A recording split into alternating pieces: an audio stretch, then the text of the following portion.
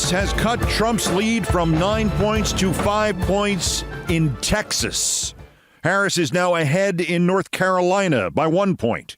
There is leaked audio of Trump pledging fealty to the families of the January 6th traitors and hosting an event for them, and more blatant Trump anti-Semitism. There is the RFK Junior thing. There is the increasing evidence that Trump is, at least accidentally, giving up on winning the election and instead focusing on raising the temperature so much among his fascists that they can run a coup from behind in the legislatures and in the House. And none of that, at least for a few hours today, is gonna top this. Fellow Americans, this election is not only the most important of our lives, it is one of the most important in the life of our nation.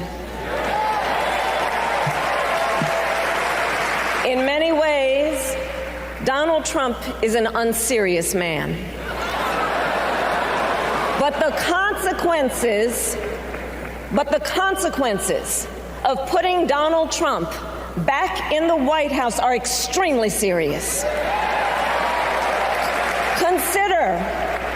Consider not only the chaos and calamity when he was in office, but also the gravity of what has happened since he lost the last election. Donald Trump tried to throw away your votes. When he failed, he sent an armed mob to the United States Capitol, where they assaulted law enforcement officers.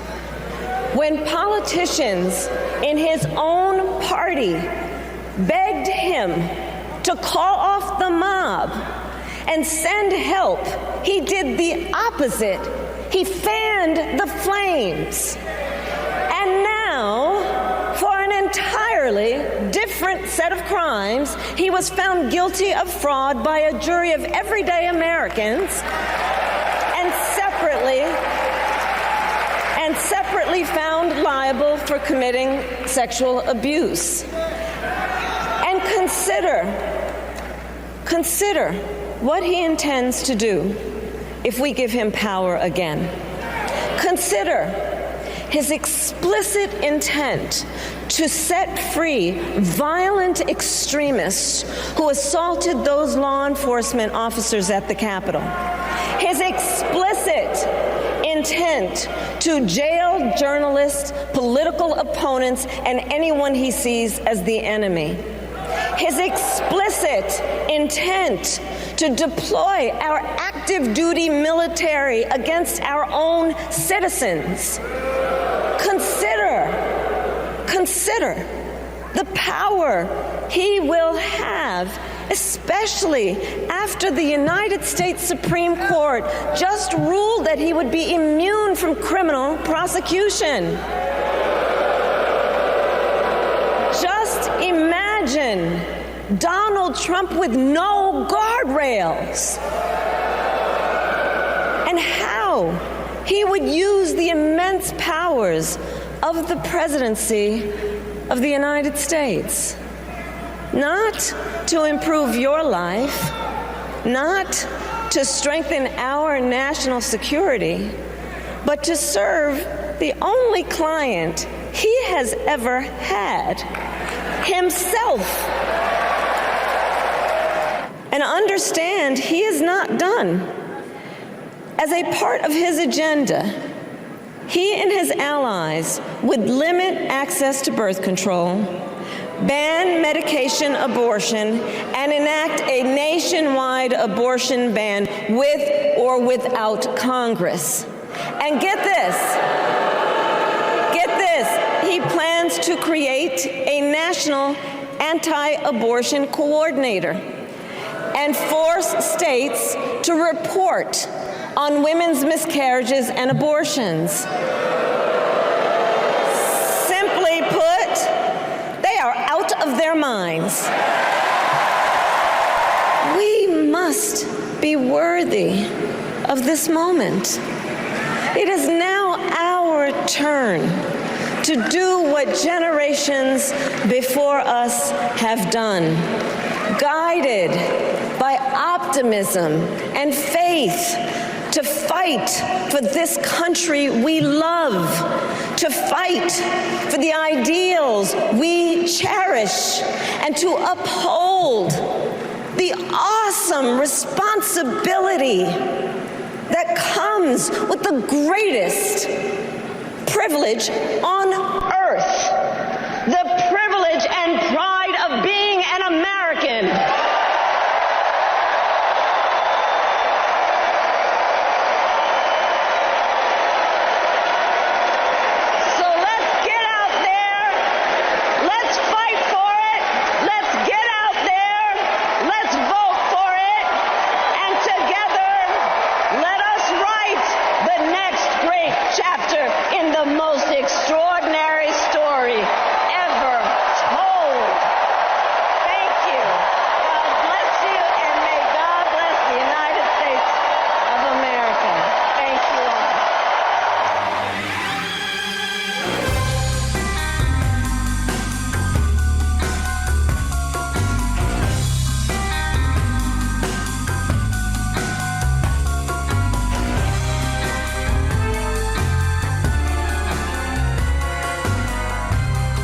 Of the non-convention news, the Texas thing really is the most astonishing. In June, the University of Houston Hobby School of Public Affairs had Trump beating Biden in Texas by just under 9 points. In its first poll since the change, it has Trump's lead in Texas down to 5 points. More importantly, perhaps in June, Texas women were backing Trump by just under a point. It is now women by 6 for Harris in Texas. And then the biggest number of them all. In June, Trump led among Texas independents by 24 points. The new Hobby poll has Trump ahead of independents by 2. She has cut his lead among Texas independents by 92%. The Harris campaign is still not invested in a full campaign in Texas, not officially. There is reason to believe that even if a Trump squeaker is the best to be hoped for there, a minor investment could help down-ballot Democrats in Texas. It might even knock out Ted Cruz, who is just 2 points ahead of the Democrat Colin Allred. The North Carolina number continues to indicate that that state has officially become a toss-up. Harris by 1 in Survey USA. The Nate Silver model has her favored by 52.7 to 46.9. It predicts a 277 to 260 Harris win in the Electoral College. A Civics poll has the newest net favorability scores. Walz is a +3. Harris is a -4. Trump is -13. Vance is -15. And now back to the question that I raised yesterday, and I am hardly the first to have done so. Is it possible that Trump is now deliberately or inadvertently trying to lose, with method to his madness, which I will circle back to shortly? Presumably you have heard about his crazy rant on Fox News yesterday, where he twice refused to let even the supplicant Fox hosts interrupt him. Presumably you have seen the video of J.V. Vance failing to successfully order donuts in Georgia. It wouldn't do it justice to play just the audio here. Go and watch it if you haven't already. It ends with an unfortunate worker refusing to let them use her face on the video. And then when he explains his name is J.D. Vance and he's running for vice president, she answers, okay, in a way in which the okay comes out sounding like, are you sure about that? Well, all right. Here's the audio anyway. I'm sorry. Okay, yeah. She doesn't want to be on film, guys, so just cut her out of anything. Appreciate that, man. I'm J.D. Vance. I'm running for vice president. Good to see you. Okay. So Vance's net favorability was, what did it say here, -15?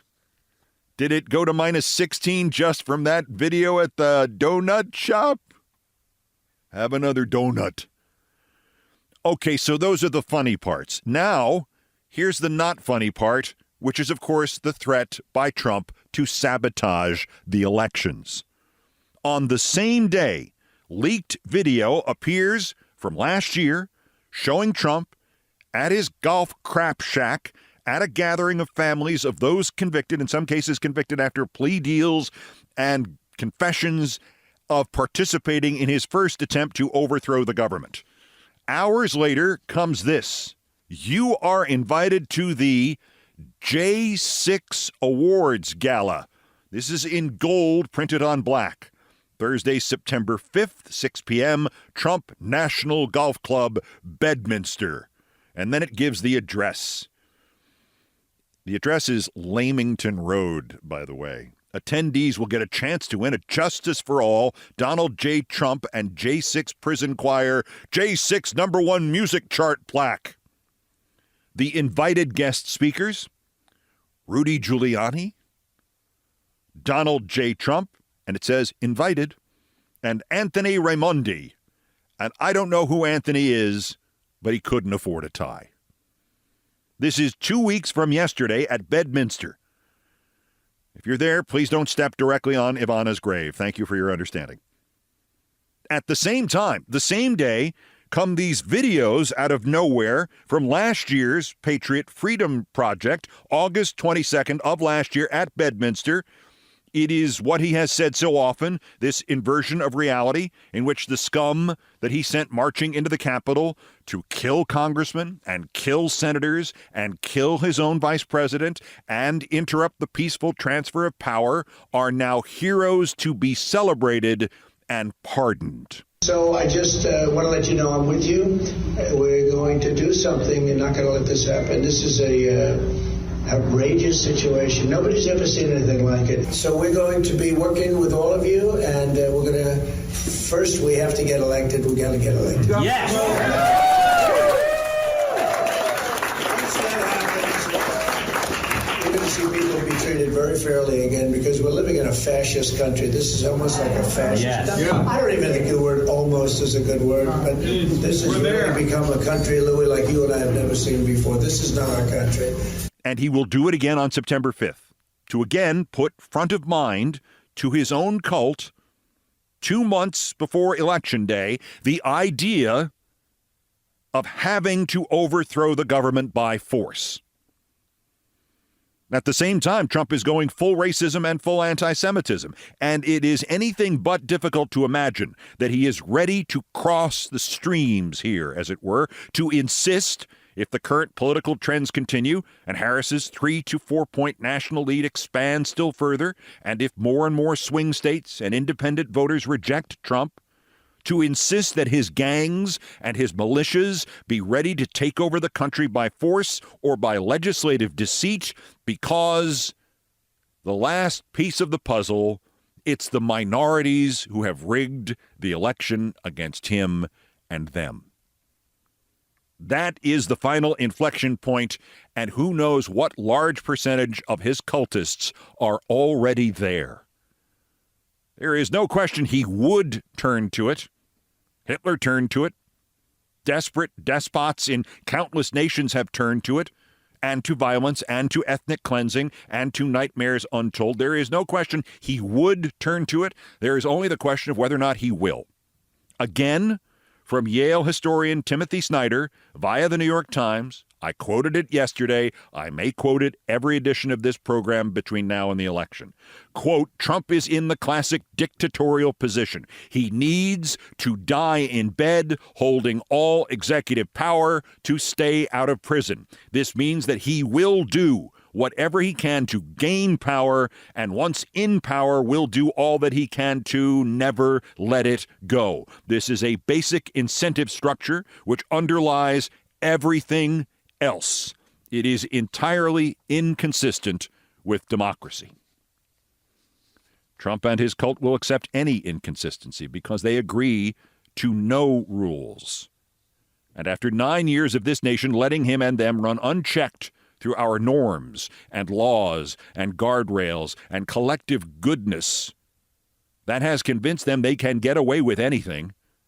And one day, Trump is insisting the Democrats are anti-Semitic because they chose Governor Walz and not Governor Shapiro to be vice president. And the next day, Trump is insisting that Governor Shapiro is a bad Jew.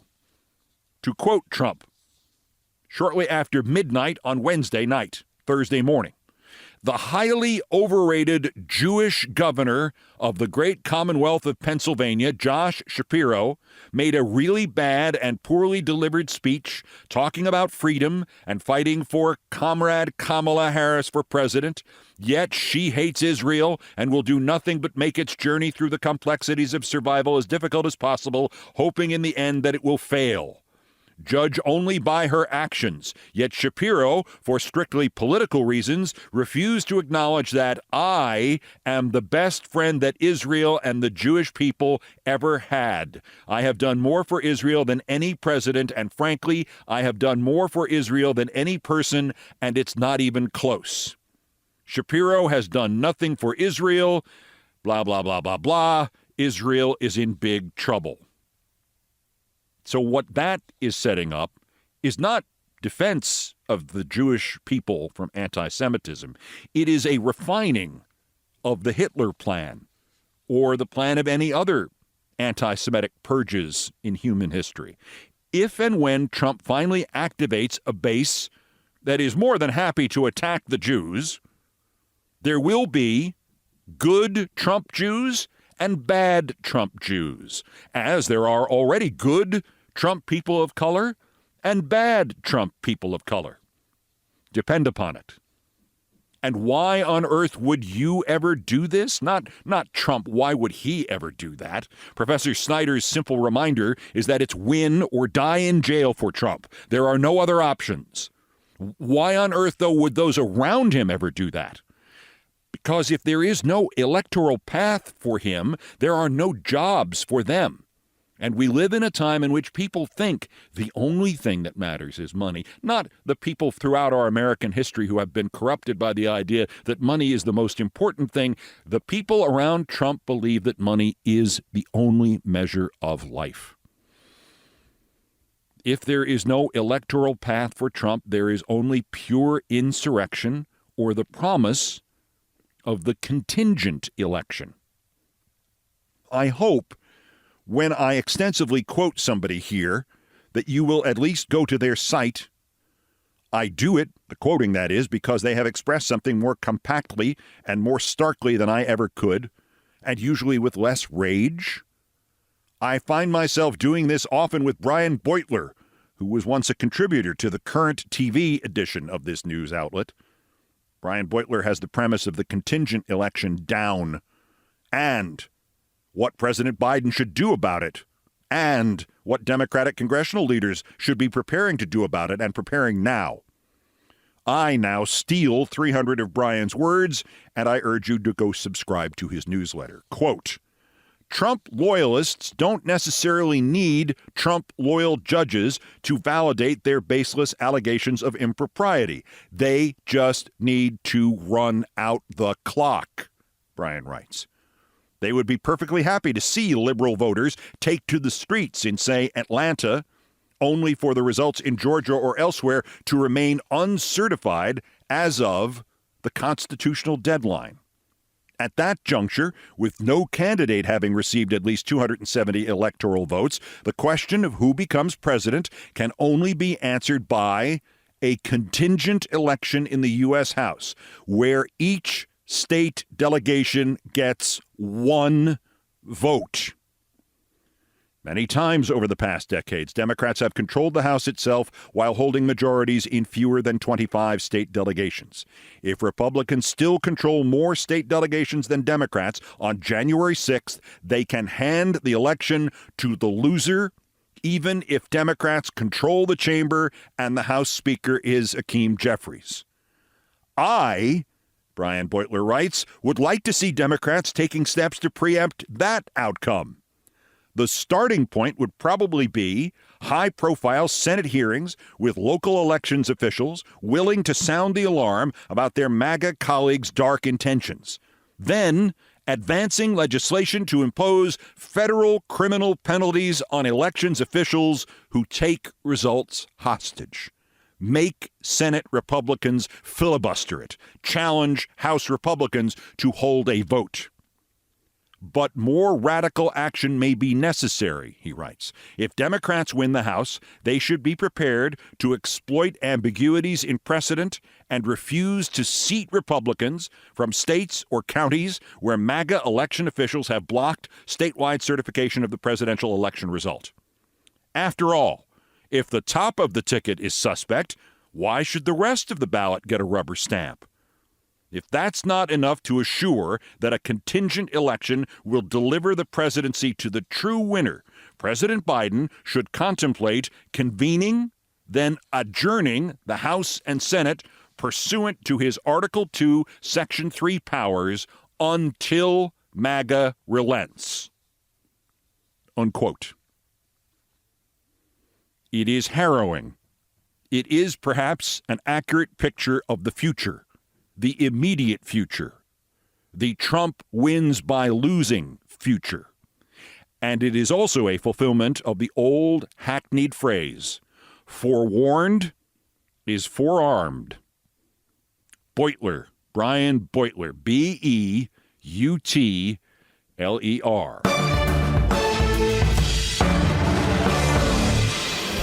Also of interest here, I think for the first time ever, there is a three-way tie for worst persons in the world, and I goddamn mean it this time. The worst persons in the world. They are Megyn Kelly and two people who have publicly attacked Governor Tim Walz's 17-year-old challenged son for having cried as his dad was being nominated.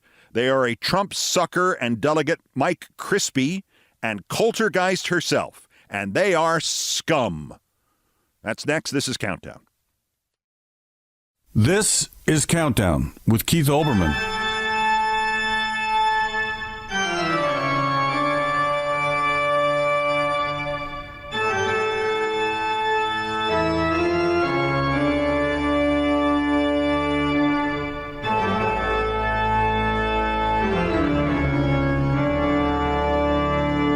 Still ahead of us on this edition of Countdown, breaking format on a Friday, because for everybody who's ever asked, hey, pal, did you hit your head or something when you were a kid? The answer is, why, yes, I did. And the 45th anniversary of it is tomorrow. Don't worry, I'll be getting better any day now. Next in Things I Promise Not to Tell.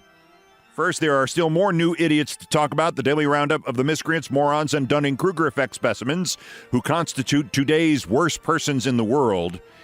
And ordinarily, although maybe it doesn't seem like this every time, there is an element of humor to the worst person in the world segment. There is some attempt to mock them at least, to, if we can't laugh with them, at least we can laugh at them. Not so today. These are three of the genuinely worst persons in the world. People who have been so turned from probably unpleasant, stupid, narrow-minded, arrogant individuals into monsters because of the Republican Party and the conservative movement and Fox News and the right-wing ecosphere. They all fit this category. They are all legitimately the worst persons in the world. And so we have a three-way tie.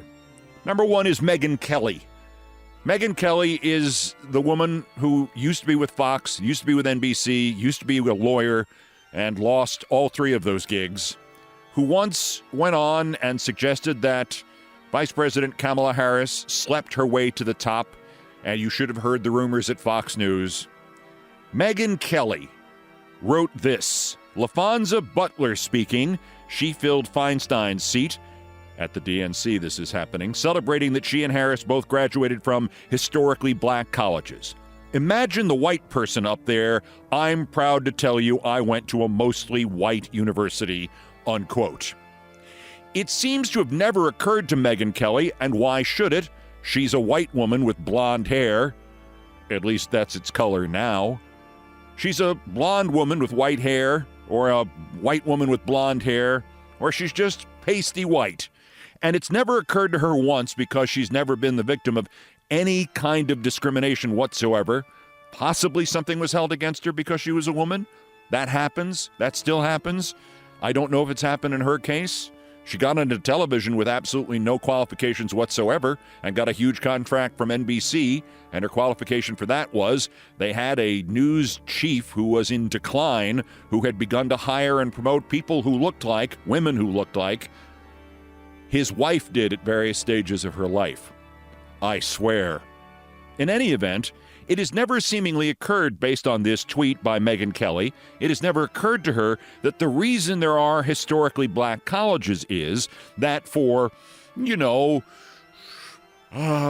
all of American history, it's been tougher for black people to get into historically white colleges. That there are historically white colleges. I went to a mostly white university. You bet your ass, Megyn Kelly. And you all look good in your hoods there. The idea of affirmative action was not to somehow benefit people at the expense of others, but to stop that from happening. That there were historically white universities, that there were colleges that did not admit black people, that there were golf courses, like the one where they play the Masters tournament every year, that did not admit black members well into the, 1990s? Racism is alive and well in this country, and if you need to find out where, follow Megyn Kelly on Twitter X. As I said, it's a three-way tie. They are worse, worser, and worst. This is from a guy named Mike Crispy, who we saw last as a man claiming that the Democrats are biased against Italian Americans, that Italian Americans are suffering racism at the hands of the Democrats. He was apparently, if I remember correctly, a congressional candidate who finished like 243rd. He lists himself as a 2024 Trump delegate, so he's stupid and corrupt. Chairman of the America First Republicans of New Jersey, so he's stupid and corrupt and has a really stupid-sounding accent. And he's a podcaster on Rumble, which means he has no ethics whatsoever. This is what Mike Crispy wrote about Gus Walz, as we saw Gus Walz during his father's speech at the Democratic National Convention on Wednesday night, accepting the vice presidential nomination. This is what Mike Crispy wrote, with a picture of Mike Crispy, of Gus Walz and his mother, the video of this, taken, ironically enough, from MSNBC. Mike Crispy wrote, "Tim Walz's stupid, crying son isn't the flex the left thinks it is. You raised your kid to be a puffy beta male. Congrats. Does Barron Trump cry? Nope. Does he love his father? Of course. That's the type of values I want leading the country." Mike Crispy called Gus Walz a puffy beta male, a stupid, crying son. I'll just mention this. Gus Walz is neurodivergent. He has ADHD, anxiety, and a nonverbal learning disorder. And it is not surprising that at the age of 17, under those circumstances, he would have trouble regulating his emotions in social settings. I would argue that if Mike Crispy had some sort of normal human relationship with anybody else in the world, and that person was being nominated for vice president of the United States, Mike Crispy, who looks like he's about 56, 57 years old and pretending to be much younger, Mike Crispy might not fully control his emotions while that person who was important to him was being nominated for vice president. He has the nerve to call this kid, a 17-year-old, the nerve to call him your stupid, crying son, your kid, to be a puffy beta male, and to compare him to Barron Trump. Barron Trump, who, by the way, I will assert is the smartest of all the Trump males. He has never said a word in public. I don't care why. He's the smart one. The other ones are all assholes. Mike Crispy, he should be fired from wherever he works. He should not have a job. He should not have an income. He should not have a family. He should not have a future. He should not have a meal today. Mike Crispy, CRISPI, on Rumble, Chairman, America First Republicans of New Jersey. I'd like to say he knows where all the bodies are buried, but we already know the answer to that. Ivana is on the first tee. But there's somebody who is actually tied with Mike Crispy.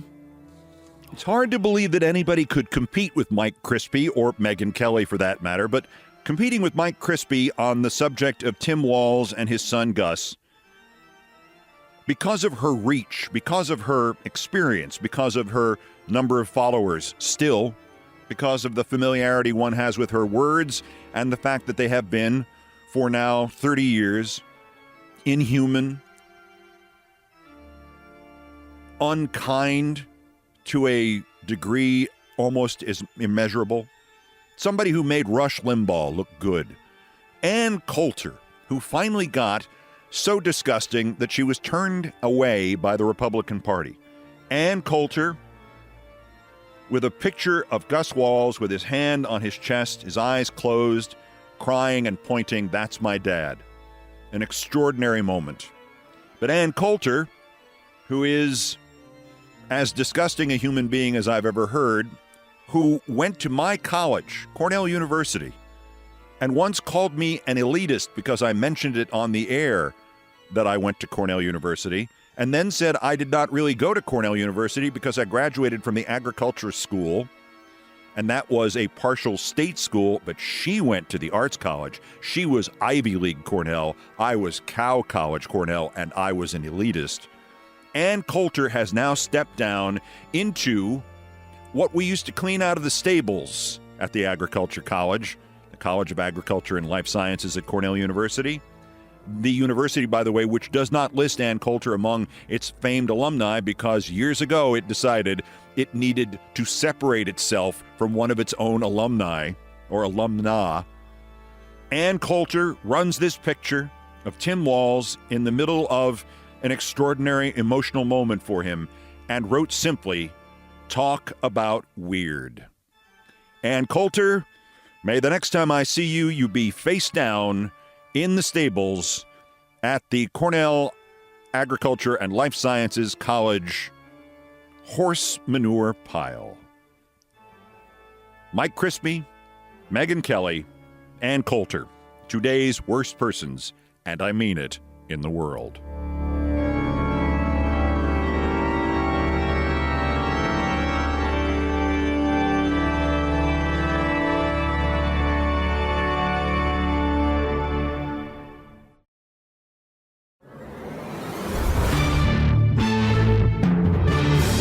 On Sunday, the 24th of August, 1980, I learned what Mom meant when she had said, "Never run for a train, there'll always be another one." Because I didn't know what it meant, I nearly killed myself, I permanently altered my health, and I put myself on a path towards meeting the great Dr. Renee Richards. I was sleeping late in my relatively new and tiny studio apartment on 55th Street in Manhattan, apartment 10F, when above me, 11F started making noise, like pounding on the floor. And now it's 8:30 Sunday morning, and I'm awake, and I'm not due at my job as a radio sportscaster until about 2, and I think, well, I'm up. Oh, the Dodgers are playing the Mets at Shea. I can go do my other job as a semi-professional photographer and go shoot the Dodgers and still make it to work on time. So I pack my semi-professional, emphasis on the semi-photographer's bag, and drag myself out on the subway and get to Shea Stadium around 11:30 a.m., and there's nobody there. No Dodgers players, no Mets players, nobody but the groundskeepers. And as the minutes pass, I'm beginning to calculate when I have to leave in order to not be late to my job back in Manhattan. Weekend life in New York City in 1980 might as well have been 1910. I tell people this, they do not believe me. But when I worked weekends the next year in Times Square, I used to call into my newsroom from a payphone on Fifth Avenue and say, "Okay, I'm going to Arby's today. Who wants what?" Or McDonald's or Burger King or wherever, because our office was in Times Square, and on weekends, there were no restaurants open in Times Square. You could not get food in Times Square on weekends. Today, the same 4-square block area probably has 50 restaurants and fast food places. So the train back to Manhattan from Shea Stadium in Queens ran once every half an hour on that Sunday in August of 1980, and as I looked at my watch, I realized I should have left the field 3 or 4 minutes ago. If you went out the press entrance and exit at Shea Stadium, you could see the train approaching the elevated station out behind right field. And if you had just seen it, if it had just become visible, and if you then ran your fastest, you could make it to the viaduct that crossed the parking lot and led you up towards the station platform. And if you could get your subway token out and into the turnstile slot with one fluid overhand motion, and if you kept running all the time, you could just make the train. If you didn't, you would be waiting half an hour, unless maybe the next train was late or on fire somewhere. Sure enough, as I got out of the ballpark, I could see the Manhattan-bound train just appearing at the horizon. I was 21, my knees still worked, and I ran. And I got into the viaduct, and I got the token out of my pocket, and I got it into the slot like Daryl Dawkins doing a tomahawk slam. And I not only made the train, but I made it by so much that I styled. I celebrated. I congratulated myself. I was guilty of premature jocularity. I could have just slowed to a triumphant jog and gotten a seat, huffing and sweaty, but eminently satisfied and on time for work. But no, I decided to make an exultant, joyful leap. The next thing I registered was the loudest sound I had ever or have since ever heard, as if 600 gongs had gone off simultaneously, or a dozen church bells, or every alarm clock that had ever awakened me from the deepest of sleeps. Something like this, but inside your head. Bong! What had happened was, forgetting that I was no longer 6 feet tall, as I had been even 2 years before, but was now just under 6'4", my leap had ended with me slamming my forehead on the flat metal bar just above the train doorway. An inch higher, I might have blinded myself. The bar, an inch above the doorway, is, in fact, as I found out later, the thickest piece of metal on a New York City subway train. As it was, my momentum carried me safely into the train. I hit the floor. I saw my sunglasses go flying off and rattling down towards the back of the train like a plastic rat. I heard the train doors close. I felt the blood on my head and in my hair, and I crawled up onto the plastic bench seating behind me. The mass gong sound continued in my head, and my first cogent thought was to see the blood on the train floor and think, oh, I have spilled blood all over their train, and I don't have anything to clean it up with. Similar nonsense continued to bounce around my concussed size 8 noggin for seconds, maybe minutes. It was beginning to really hurt, and of more practical import, the bleeding had not really stopped. At this point, an older woman sitting more or less across from me handed me a small packet. It was a wet wipe. I mumbled thanks, opened it, dabbed it on my forehead for a second, and was surprised to find it instantly inundated with blood. This was the first time it occurred to me that I might be in real trouble on the number 7 local train to Grand Central and Times Square. Apparently, this thought occurred simultaneously to the woman with the wet wipes and to her friend. I think you're kind of hurt, one of them said to me. Let's get you to the hospital. There's one a couple blocks from the next stop. Now, understand this situation. The New York of 1980, and particularly the subways of 1980, were not nice places. 2 years later, I took a rush hour train to my job at CNN at the World Trade Center and was annoyed to find one guy who had sprawled himself over 3 seats with a newspaper covering his face. 9 hours later, when I went home, I got onto a train and saw the same guy with the same newspaper on the same seats, because it was the same train, and more importantly, because he was dead. Anyway, it was now around 12:45 of a Sunday afternoon. If it had been night, or indeed certain other times of the day, or on other train lines, I would have simply been the easiest mugging victim in New York history. Somebody could have knocked me over and taken my wallet with next to no effort. Hell, they could have asked me for my wallet, and I was so dazed I probably would have said, "Sure, have a nice day. Got any wet wipes?" Instead, I met not one but 2 good Samaritans who knew where the hospitals were in a part of town I could barely find on a map. Sure enough, they helped me to my feet, walked me down the steps and to the 2 blocks or so that separated us from Elmhurst Hospital. And when I reassured them I was clear-headed enough to get into the emergency room by myself, they wished me luck, and they would not even accept my offer of 2 tokens to get them back on the subway. There should be a monument to these 2 women somewhere. If the New York City subways of 1980 were scary, the emergency rooms of its hospitals were something out of a Brian De Palma film. I think there were a couple of dozen people in the ER. I remember one of them asking me how I got so bloody, and I explained, and he said, "You should go ahead of me." And he opened his windbreaker to show a blood-covered shirt, and he added, "The bullet only grazed me."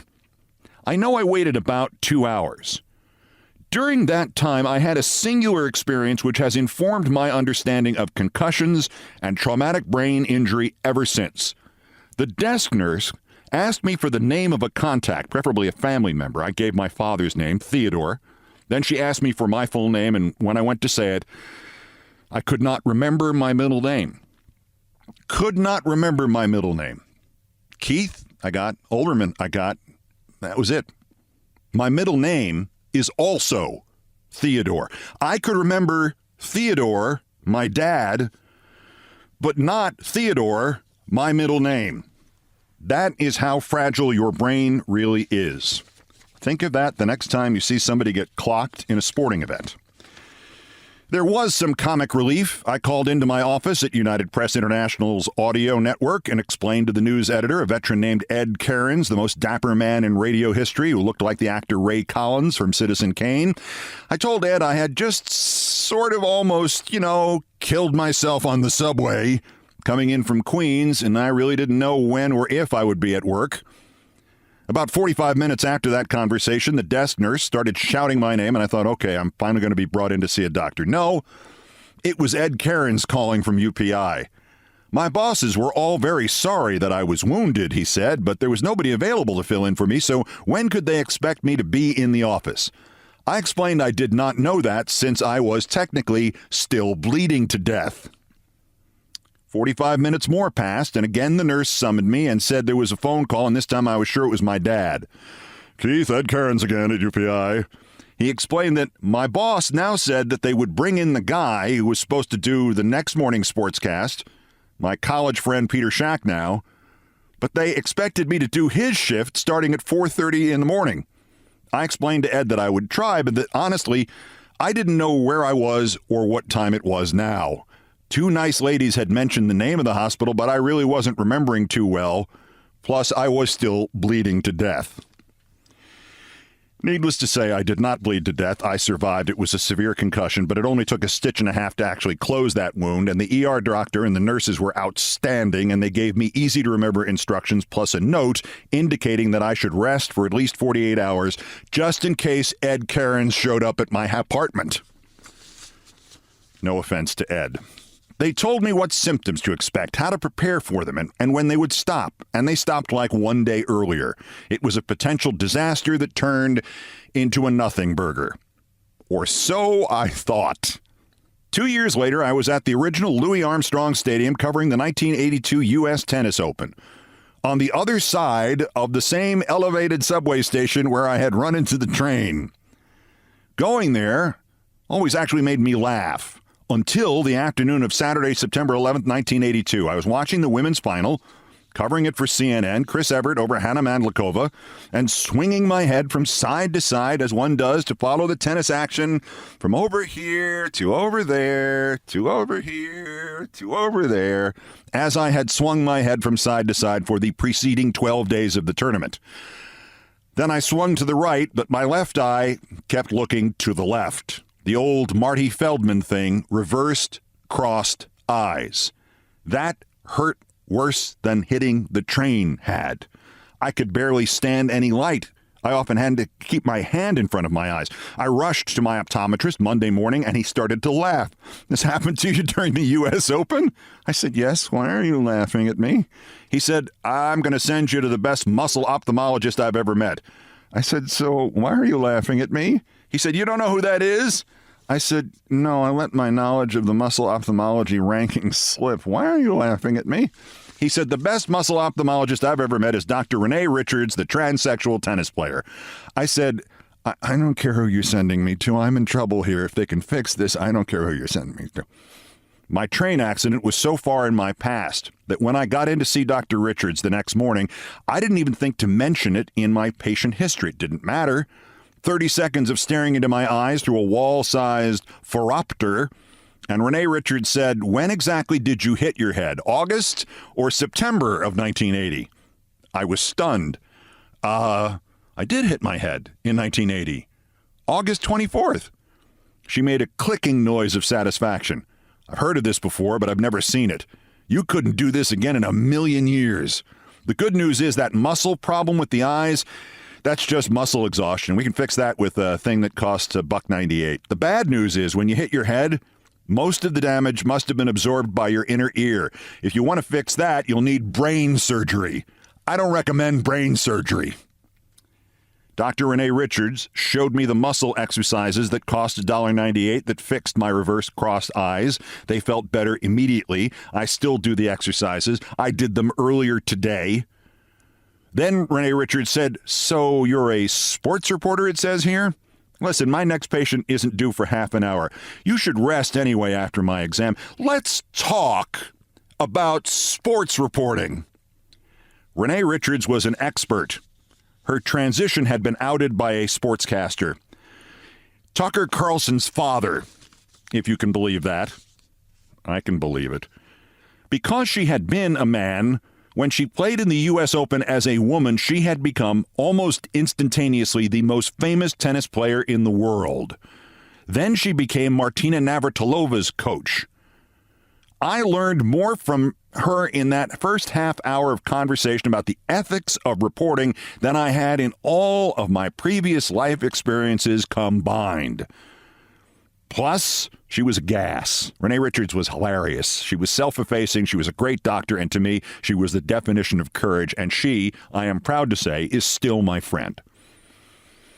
All because I did not know what Mom meant when she said, "Don't run for a train. There will always be another one." The other phrase I never really understood till then was breakneck speed. Oh, and there is one more punchline here. If the name of that hospital that the two Good Samaritans took me to, Elmhurst Hospital, sounds vaguely familiar, it should. It was ground zero when COVID-19 hit, when the pandemic had its hand around New York City's throat. The worst hit community was Elmhurst in Queens, and the worst hit hospital was Elmhurst Hospital. They were in desperate need at that point of ventilators, so I knew what I had to do. You could buy them for cash, legally. So I got 2 ventilators. I had them delivered. One for each of the ladies who helped me to get off the damn train that day.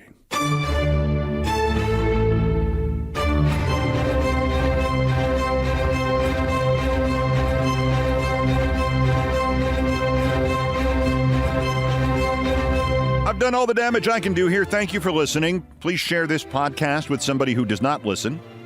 Brian Ray and John Philip Chanel, the musical directors of Countdown, arranged, produced, and performed most of our music. Mr. Chanel handled the orchestration and the keyboards. Mr. Ray was on the guitars, the bass, and the drums. It was produced by TKO Brothers. Our satirical and pithy musical comments are by the best baseball stadium organist ever, Nancy Faust. Sports music is the Olbermann theme from ESPN2, written by Mitch Warren Davis, courtesy of ESPN Inc. Other music arranged and performed by the group No Horns Allowed. My announcer today was my friend Kenny Mayne. Everything else was pretty much my fault. That's Countdown for this, the 75th day until the 2024 presidential election, and the 1,324th day since convicted felon Donald J. Trump's first attempted coup against the democratically elected government of the United States. Use the September 18th sentencing hearing if it happens. Use the mental health system. You've got it, President Biden. Use presidential immunity. If you need to, get out the troops and stop him from doing it again while we still can. And anti-Semitic, anti-immigration, gun nut Republicans, please stop shooting at Trump. The next scheduled countdown is Tuesday. Bulletins as the news requires. Until the next one of these, I'm Keith Olbermann. Good morning, good afternoon, good night, and good luck.